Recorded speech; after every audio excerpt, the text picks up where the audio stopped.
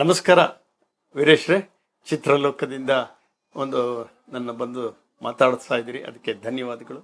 ನಾನು ರಮೇಶ್ ಅಂತ ಹೇಳಿ, ಎಡಿಟರ್ DSP. ಎಲ್ಲರೂ ಈ ಚಾನಲ್ನ ನೋಡಿಬಿಟ್ಟು ಅದನ್ನು ಸಬ್ಸ್ಕ್ರೈಬ್ ಮಾಡಿ, ಅದನ್ನು ಲೈಕ್ ಮಾಡೋಣ. ಎಲ್ಲ ನಮಸ್ಕಾರ. ನೀವು ಮತ್ತೊಮ್ಮೆ ಹೇಳ್ತೀರಿ, ಈಗ ಇಲ್ಲೆಷ್ಟು ಲಾಂಗ್ ತೋರಿಸ್ಬೇಕು ನಿಮಗೆ ನೋಡಿ. ಫಸ್ಟ್ ಆಫ್ ಆಲ್, ನಾವು ಯಾವಾಗ ಸವಾಲನ್ನು ಎದುರ್ಸೋಕ್ಕೆ ಹೋಗ್ತೀವೋ ನಮ್ಮೆಲ್ಲೂ ಸವಾಲುಗಳು ಭಾಳಷ್ಟು ಬರ್ತವೆ, ಒತ್ತಡಗಳು ಭಾಳ ಬರ್ತವೆ, ಅಟ್ಯಾಕ್ ಮಾಡ್ಬೋದು. ಸೊ ಹಾಗಾಗಿರುವಾಗ ಇವೆಲ್ಲ ಲಾಂಗುಗಳೆಲ್ಲಂದರೆ ನಾನು ರೈಡ್ ಮಾಡೋಕ್ಕೆ ಹೋದಾಗ ಸಿಕ್ಕಿದವೆ ಎಷ್ಟು ಇದು. ಸತ್ಯ ಹೇಳು, ಇಲ್ಲ ನಾನು ಸಸ್ಪೆಂಡ್ ಮಾಡ್ತೀನಿ ಅಂತ. ಇಲ್ಲ ಸರ್ ನನ್ನ ಕೈಲೇ ಅಂದೆ.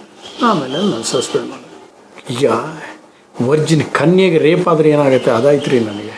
ಫಸ್ಟ್ ನನ್ನ ತಪ್ಪಿಲ್ಲ. ಅಲ್ಲಿ ಎರಡು ಮೇಜರ್ ಕಮ್ಯುನಿಟಿ, ಒಂದು ಯಾದವಸು, ಒಂದು ಒಕ್ಕಲಿಗರು ಚೆನ್ನಾಗೇ ಇದ್ದರು. ಆಮೇಲೆ ಅವರಲ್ಲಿ ಗಲಾಟೆಗಳು ಸ್ಟಾರ್ಟ್ ಆಯಿತು. ಅದು ಗಲಾಟೆ ಸ್ಟಾರ್ಟ್ ಆಗಿದ್ದೇನೆಂದರೆ, ಒಬ್ಬ ರೆಡ್ಡಿ ಯಾದವರು ಒಂದು ಹೆಂಗಸು ಒಳ್ಳೆ ಚೆನ್ನಾಗಿದ್ಲು. ಅವಳ ಜೊತೆಗೆ ಇವನು ಚೇಡ್ಸೋಕ್ಕೆ ಹೋಗಿದ್ದಾನೆ. ಅವಳು ವಾಪಸ್ ಮಾಡಿದಾಗ ಕತ್ತಿನಲ್ಲಿ ಕತ್ತರಿಸ್ಬಿಟ್ಟಿದ್ದಾನೆ ಕುತ್ತಿಗೆ, ಕುಡುಗೋಲು. ಅದು ಕೊಲೆ ಆಯ್ತಲ್ಲ, ಯಾರು ಒಂದು ಟ್ರೇಸ್ ಆಗಿರಲಿಲ್ಲ. ಆವಾಗ ಒಳ್ಳೆ ಜೋರಿರೋ ಸಬ್ ಇನ್ಸ್ಪೆಕ್ಟರ್ ಬೇಕು, ಚುರುಕಿರೋರು ಅಂತ ನನ್ನ ಬೈಲಾಂಡಲ್ಲಿ ಬಂದೋಬಸ್ತಲ್ಲಿರೋನ್ನ ನನ್ನಲ್ಲಿ ಅದು ಕರ್ಕೊಂಡು ಹೋದರು. ಆ ಕರ್ಕೊಂಡೋಗಿ 2-5 ದಿವಸಕ್ಕೆ ಅಲ್ಲಿ ಒಂದು ಅಲ್ಲೆಲ್ಲ ಇದಾಯಿತು, ಟ್ರೇಸು ಆಯಿತು. ರಾಜಣ್ಣ ಅಂಥೇಳಿ ಪಾಪ ಅವ್ರು ಮಾಲೂರು ಇನ್ಸ್ಪೆಕ್ಟ್ರಿಗೆ ಹಾಕಿದ್ರು ಸ್ಪೆಷಲ್ ಎನ್ಕ್ವೈರಿಗೆ. ಅವರು ಎಲ್ಲ ಆ ಕೇಸುಗಳನ್ನೆಲ್ಲ ಹೇಳಿಕೊಟ್ರು. ಆ ಸಮಯದಲ್ಲಿ ನನಗೆ ಒಂದು ಕಂಪ್ಲೇಂಟ್ ಬಂತು. ಏನಂದರೆ ಎಲ್ಲ ರಾತ್ರಿ ಒಂದು SP ಫೋನ್ ಬಂತು. ಹೀಗೆ ಪೇಪರ್ ರಾಮಕೃಷ್ಣಪ್ಪ ಅಂತ ಅವನ ಮನೆಗೆ ಯಾರೋ ಹೋಗಿ ಗಲಾಟೆ ಮಾಡ್ತಿದ್ದಾರೆ ಅಂತ. ನೋಡಿದೆ ಅಲ್ಲಿ ಸೋಮಯಾಜಲಪಲ್ಲಿ ಅಂತ, ಅಲ್ಲಿ ಗೊತ್ತಿದೆ ನಿಮಗೆ, ಅಲ್ಲಿ ಮರನೆಲ್ಲ ಕಡಿದು ಮಾಡ್ತಿದ್ರು ಗೌರ್ಮೆಂಟ್ ನೀಲಗಿರಿ ತೋಪು. ಇವರು ಪೇಪರ್ ರಾಮಕೃಷ್ಣಪ್ಪ ಸ್ವಲ್ಪ ಒಳ್ಳೆ ಸತ್ಯದ ಬಗ್ಗೆ ನ್ಯಾಯದ ಬಗ್ಗೆ ಹೋರಾಡೋಣ, ಇವೆಲ್ಲ ಮಾಡೋ ತಪ್ಪು ಹಾಗೆ ಅಂತ ಅಪೋಸ್ ಮಾಡಿದ್ರು. ನಿನಗೇನು ಹಾಗೆ ಅಂತ ಅವನಿಗೆ ಹೆದರಿಸೋದು. ಅವನು ನನಗೆ ಇವ್ರು ಭಯ ಹಾಕ್ತಿದ್ದಾರೆ ಅಂತ ಒಂದು ಕಂಪ್ಲೇಂಟ್ ಕೊಟ್ಟ. ನನಗೆ ಅವ ಸಬ್ ಇನ್ಸ್ಪೆಕ್ಟರ್ ಆ ಕೇಸ್ ಇಷ್ಟು ಯಾಕೆ ನನ್ನೆಲ್ಲ ಸೈಕಲ್ ಕೊಟ್ಟಿದ್ದು.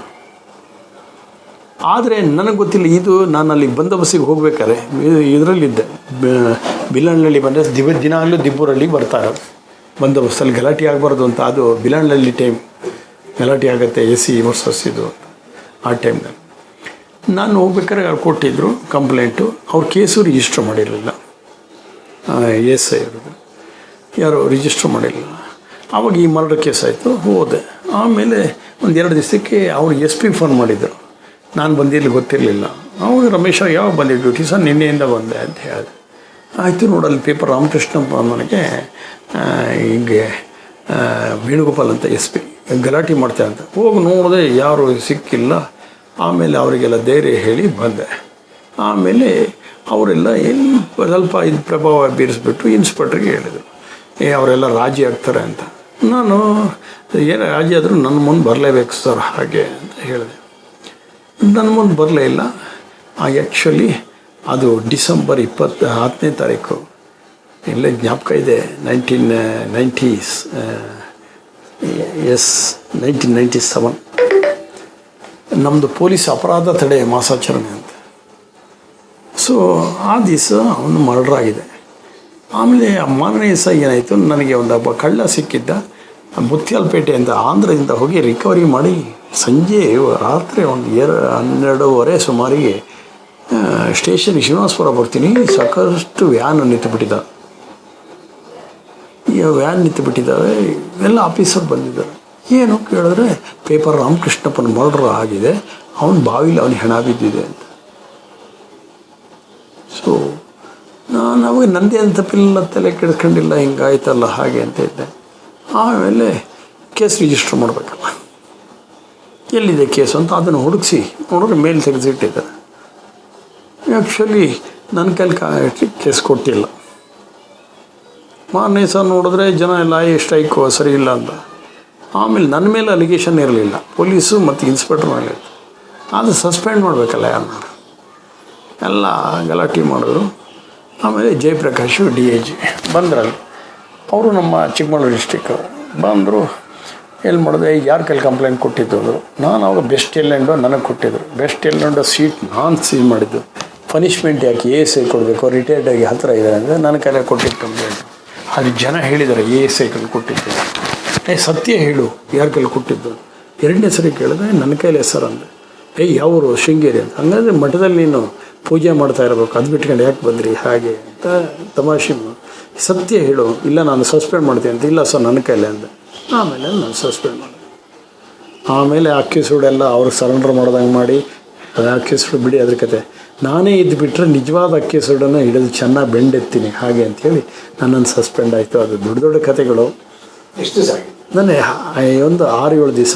ಆದರೆ ಎಸ್ ಪಿ ಸಾಹೇಬ್ರಿಗೆ ಏನು ಮಾಡಿದ್ರು ಅಂದರೆ, ವೇಣುಗೋಪಾಲ್ ಸಾಹೇಬರು DSP ಹೊಸರು ಅಂತ ಇನ್ಸ್ಪೆಕ್ಟರ್ ಕೃಷ್ಣಪ್ಪ ರಮೇಶ ಪ್ರೊಬೇಷನರು ಭಾಳ ಚುರುಕಿದ್ದಾನೆ ಹುಡುಗ.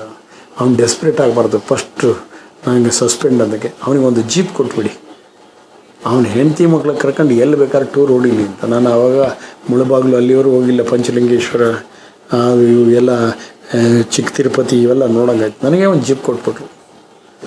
ಆಯಿತಾ, ಸಸ್ಪೆನ್ಷನ್. ನನ್ನ ಲೈಫ್ನಲ್ಲಿ ನಾನು ಅಂಥ ಒಂದು ನನ್ನ ಸತ್ಕಾರ ನೋಡಲಿಲ್ಲ. ಸಸ್ಪೆಂಡಾಗಿ ಮನೇಲಿದ್ದೆ. ಜನ ಬಂದವರು ಎಲ್ಲ 5,000 10,000 ಏನೆಲ್ಲ ಕೊಡೋರು. ನನ್ನ ಹೆಂಡತಿಗಂತೂ ದಿನಕ್ಕೆ 10-15 ಲೀಟ್ರು ಬೇಕಾಯ್ತು ಹಾಲು, ಕಾಫಿ ಗೀಫಿ. ಜನ ಅಷ್ಟು ಜನ ಬರೋರಪ್ಪ ಕಾಫಿ. ಸರ್ ನೀವು ಬೇಜಾರು ಮಾಡ್ಕೊಂಬಿಡಿ, ಹಾಗೆ ಹೀಗೆ ಖರ್ಚಿಗೆ ಬೇಕು ಇಟ್ಕೊಳ್ಳಿ.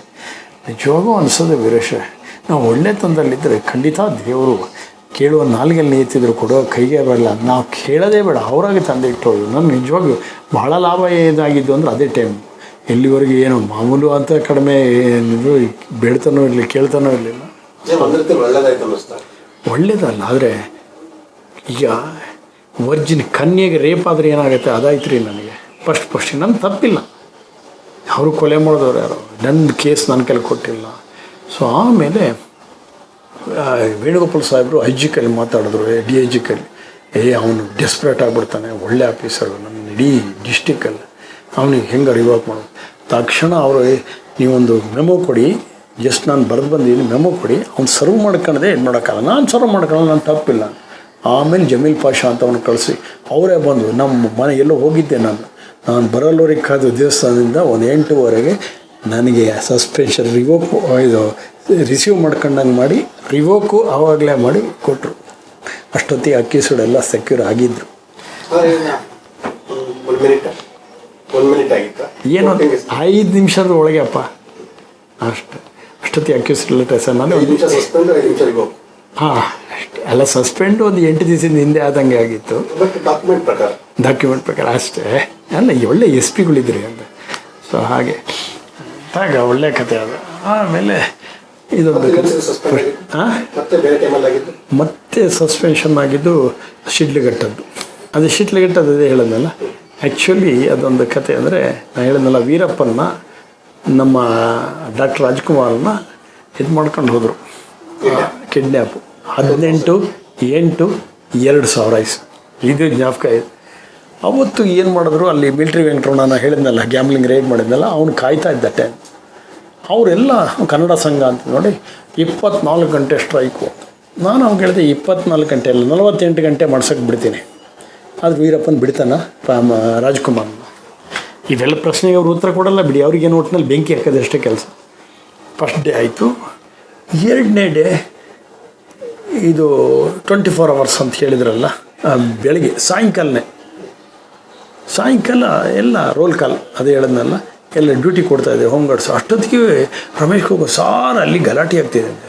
ನಾನೆಲ್ಲ ಗಾಡಿ ತಗೊಂಡು ಹೋಗ್ತಿದ್ದೀವಿ, ಏನು ಬಾಗಿಲು ತೆಗ್ಕೊಂಡಿದ್ದಾರೆ ಅಂತ. ಆ ಮಿಲ್ಟ್ರಿ ವೆಂಕಟರಮನ್ಗೆ ಅದು ಬಾಗಿಲು ಪಾಪ ರಾತ್ರಿ ಏನೋ ಸ್ವಲ್ಪ ಸಂಜೆ ವ್ಯಾಪಾರ ಮಾಡೋಣ ಅಂತ ಗಿಡಂಗಡಿ ಎಲ್ಲ ಹೊಡಿತಾರೆ. ಹೊಡೆದು ನೋಡಿ ಹೊಡೆದ್ರಲ್ಲ ಹೊಡ. ಅಷ್ಟೊತ್ತಿಗೆ ಅವ್ನು ಮಧು ಅಂತ ಬಂದ. ಅವ್ನ ಕೈಲಿ ನೋಡಿದ್ರೆ ಚಾಕಲ್ಲಿ ಹಾಕ್ಬಿಟ್ಟಿದ್ರು. ಅವ್ನು ಕೊನ್ನಕ್ಕೆ ಬಂದಿದ್ದು. ನೋಡಿ ಸಾರ್ ನನಗೆ ಹಿಂಗೆ ಚಾಕ್ ಹಾಕ್ಬಿಟ್ಟಿದ್ದಾರೆ. ನಾನು ಅವಾಗ ಹೇಳಿದೆ, ನೋಡು ಬಂದು ಕಂಪ್ಲೇಂಟ್ ಕೊಡು, ಮೊದಲು ಇದು ಮಾಡ್ಕ. ಆದರೆ ಯಾರು ಅಂತ ಕೊಡೋಲ್ಲ, ಯಾರು ಅಂತ ಕೊಡು. ಯಾಕಂತ ಹೇಳಿದ್ರೆ ನೀನು ಕಾಂಗ್ರೆಸ್ ವಿರೋಧಿ, ರಾಜ್ಕುಮಾರ್ ವಿರೋಧಿ ಅಂತ ಆಗುತ್ತೆ. ಎಲ್ಲ ರಾಜ್ಕುಮಾರ್ ಪರವಾಗಿ ಮಾಡಿದವರು, ಏನಾರಾದರೂ ನನ್ನ ಬಂದು ಹೇಳು ಅಂತ. ಆಯಿತು ಅಂತಾಯಿತು, ಬೆಂಡೇಜ್ ಆಯಿತು. ಮಾನ್ಯ ಸಂಜೆ ಅಲ್ಲಿ ನಾನು ಈವ್ನಿಂಗ್ ರೌಂಡ್ಸ್ ಹೋಗ್ತಿದ್ದೆ. ಅವು ಹೋಗ್ಬೇಕಾದ್ರೆ ಅಲ್ಲಿ ಸುರೇಶ್ ಪಕ್ಕದಲ್ಲಿ ಒಬ್ಬ ಸತ್ತಂಗೆ ಬಿದ್ದಿದ್ದ. ಕೊನೆ ನೋಡಿದ್ರೆ ಒಬ್ಬ ಭಿಕ್ಷುಕ, ಪಾಪ 1 ಡೇ ಆಗಿತ್ತಂತ. ಅವನ್ನ ಎತ್ಕೊಂಡು ಬಾಡಿಯೆಲ್ಲ ಕೋಲ್ಡಾಗಿ ತಗೊಂಡೋಗಿ ಆಸ್ಪತ್ರೆಯಲ್ಲಿ ಡಾಕ್ಟ್ರ್ ಹೇಳಿದ್ರು, ಸರ್ ಈಗ ಗ್ಲೂಕೋಸ್ ಕೊಡಬೇಕು, ಯಾರಿದ್ದಾರೆ ಇವನ್ ಪರವಾಗಿ ಅಂತ. ಯಾರು ಇಲ್ಲ, ನಾನೇ ಅಪ್ಪ, ದುಡ್ಡು ಕೊಡಬೇಕು ಕೊಡ್ತೀನಿ. ನಿಮ್ಮ ಕೈಯಲ್ಲಿ ಕೊಡ್ತೀನಿ ಅಂತ ಡಾಕ್ಟ್ರ್ ಹೇಳಕ್ಕೆ ಅವರೆಲ್ಲ ಗ್ಲೂಕೋಸ್ ಹಾಕಿ ಎಲ್ಲ ಟ್ರೀಟ್ಮೆಂಟ್ ಕೊಡೋಷ್ಟೊತ್ತಿಗೆ ಸಾರ್ ಬಸ್ ಸ್ಟ್ಯಾಂಡಲ್ಲಿ ಗಲಾಟೆ ಅಂತೆ, ಅವ್ನಿಗೆ ಮಧು ಓಡ್ ಬಂದ ಹಾಗೆ ಅಂತ ಹೇಳಿದ್ರು. ನಾನು ಸೀದಾ ಅವ್ನು ಕೊಡಿದೆ. ಏನಂದರೆ ನೋಡಿ ಸರ್, ನನ್ನನ್ನು ಸಾಯಿಸೋಕ್ಕೆ ಎಲ್ಲ ಗುಂಪು ಬಂದಿದ್ದಾರೆ, ಒಂದು ಪ್ಲ್ಯಾನ್ ಮಾಡು, ಬಾ ಕೂತ್ಕಾಯ ಅಂತ ನಾನು ಜೀಪ್ ತಗೊಂಡು ಸೀದಾ ಹೋದೆ. ಆಮೇಲೆ ನನಗೆ ಅಷ್ಟೊತ್ತಿಗೆ ಇವರು ಕಾಂಗ್ರೆಸ್ನವರೆಲ್ಲ ನಾನು JDS ಸಬ್ ಇನ್ಸ್ಪೆಕ್ಟ್ರು ಅಂತ ಹೆಸರಿಟ್ಟಿದ್ರು. ಯಾಕಂದರೆ ಆ ಕಾಂಗ್ರೆಸ್ ರಾಜಕೀಯ ಅವರು ಅಧಿಕಾರ ಇತ್ತಲ್ಲ, ಅವ್ರಿಗೆ ನಾನು ಕೇರೆ ಮಾಡ್ತಿಲ್ಲ, ಹೊಡೆದಾಗ್ತಿದ್ದೆ. ಅದಕ್ಕೆ ಅವ್ನು ಮಿಲಿಟ್ರಿ ವೆಂಟ್ರನ್ನು ಬೇರೆ ಹೊಡೆದಿದ್ನಲ್ಲ, ತಂದು ಅರೆಸ್ಟ್ ಮಾಡಿ ಕೇಸ್ ಹಾಕಿದ್ನಲ್ಲ, ಇದೆಲ್ಲ ಇತ್ತು ದೊಡ್ಡ ಕತೆ. ಸೊ ಅದಕ್ಕೆ ಆ ಕೇಸ್ನಲ್ಲಿ ಏನು ಮಾಡಿದ್ರು, ಅವನ್ನ ಹೇಳಿದೆ, ನಿನ್ನ ಜೀಪಲ್ಲಿ ಇರಬೇಡ, ಸುತ್ತಾರೆ ಎಲ್ಲ ಕಂಡ್ರೆ ಹೇಳು ಅಂತ. ನಾನು ಇಳಿಸಿ ಸ್ವಲ್ಪ ಹೊತ್ತಿಗೆ ಬಂದ. ಸರ್ ನೋಡಿ ಅಲ್ಲಿದ್ದಾರಲ್ಲ ಅಂಥ ಶರ್ಟ್ ಅವರಿಬ್ಬರೇ ಅಂತ. ಹೋಗಿ ನೋಡ್ತೀನಿ, ಹಿಂಗೆ ಹಿಡಿದೆ, ಹಿಂದೆ ಹೋಗಿ ಹಿಡಿತೀನಿ, ಕೈಗೆ ಅಣಿತಿದೆ. ನೋಡಿದ್ರೆ ಇಷ್ಟುದ್ದ ಹಂದಿತೀವಿ ಹೆಚ್ಚಾಕು. ಮತ್ತೊಬ್ಬ ನೋಡಿದ್ರು, ಹಿಡ್ಕೊಂಡು ತಂದು ಚೆನ್ನಾಗಿ ಬಾರಿಸಿ ಏನು ಮಾಡಿದೆ. ಅಷ್ಟೊತ್ತಿಗೆ ಎಲ್ಲ ಲೀಡ್ರುಗಳೆಲ್ಲ ಬಂದು, ಇನ್ಸ್ಪೆಕ್ಟ್ರು ಅಷ್ಟೊತ್ತಿಗೆ ಎಲ್ಲಿದ್ದರೂ ಓಡ್ಕೊಂಬಂದರು. ಅವ್ರ ಲೀಡ್ರುಗಳ ಜೊತೆಗೆಲ್ಲ ಮಾತಾಡ್ತಾಯಿದ್ರು. ಅಷ್ಟೊತ್ತಿಗೆ ಇವನು ಕೀಪಿನ್ನು ಮಾಡಿಸಿದವನು ಅವನು ಬಂದ. ಅಷ್ಟೊತ್ತಿಗೆ ನಾನು ಎಲ್ಲ ಯಾರ್ಯಾರ ಕೈಲಿ ಯಾವ ಆಯುಧ ಇತ್ತು ಹೇಳಿಸಿದೆ. ಬಂದು ಕಾಂಗ್ರೆಸ್ ಲೀಡ್ರುಗಳಿಗೆಲ್ಲ ಪಾಪ ಒಳ್ಳೊಳ್ಳೆ ಜನ ಇದ್ದರು. ಅದೇ ನನ್ನ ಎಲ್ಲ ಜನ ಕೆಟ್ಟವ್ರು ಅಂತ ಹೇಳೋದು ಅವ್ರಿಗೆ ಹೇಳಿದೆ, ಅವರಿಗೆ ಕನ್ವಿನ್ಸ್ ಆಯಿತು. ಆಮೇಲೆ ಅವ್ನು ಲಕ್ಷ್ಮ ಅಂತ ಬಂದ ಕೂಡಲೇ ನನಗೆ ಅವ್ನು ಕೀಪಿನ್ ಅವನಿಗೆ ಬಿಡಬಾರ್ದು ಅಂಥೇಳಿ. ಯಾಕಂದರೆ ಎಲ್ಲ ಮರ್ಡರ್ ಆಗಿದ್ದರೆ ನನ್ನ ಗತಿ ಏನು, ಪೊಲೀಸ್ನವ್ರು ಮರೆಯೋದೇನು, ಜನ ದೊಡ್ಡ ಗಲಾಟೆ ಮಾಡ್ತಾರೆ. ಅಲ್ಲಿ ಯಾವಾಗಲೂ 50-50, ಅರ್ಧ ಮುನ್ಸ್ವಾಮಿ ಪಡೆದ ಮುನ್ಸ್ವಾಮಿ, ಒಂದು ಸರಿ ಅವ್ರು ಗೆದ್ದರು, ಒಂದು ಸರಿ ಇವ್ರು ಗೆದ್ದು. ನಮ್ಮ ಪೊಲೀಸ್ನವ್ರು ಯಾವಾಗಲೂ ಅಡಕತ್ತಿಲ್ಲಿ ಸಿಕ್ಕಂತ ಅಡಕೆ ಆಗ್ತೀವಿ. ಆಮೇಲೆ ಇನ್ಸ್ಪೆಕ್ಟ್ರ್ ಹೇಳಿದ್ರೆ ಅವನಿಗೇನೋ ಮಾಡಬೇಡ ಅಂತ ಆಯಿತು ಅಂತ ಮೆಲ್ಲ ಕರ್ಕೊಂಡಾಗ ಚೆನ್ನಾಗಿ ಅಂಟಿಸ್ಯಾನೆ.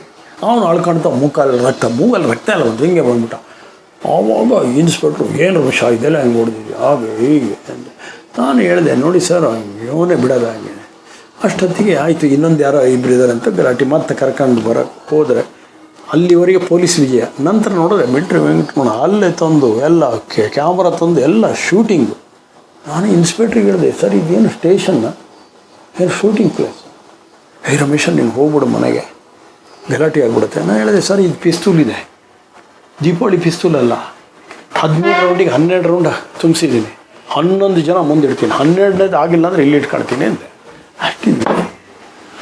ಇಲ್ಲ ನೀನು ಹೋಗ್ಬಿಡು ಅಂದ. ನನಗೆ ಗೊತ್ತಾಯ್ತು, ಇದು ಮಾಡ್ತಾನೆ. ಸೀದಾ ಮನೆಗೆ ಹೋದೆ, ಯೂನಿಫಾರ್ಮ್ ಕಿತ್ತಾಕಿದೆ, ಗುಂಡಿಯೆಲ್ಲ ಹೋಗಿದ್ದೆ, ಲಾಂಗ್ ಎತ್ಕೊಂಡೆ.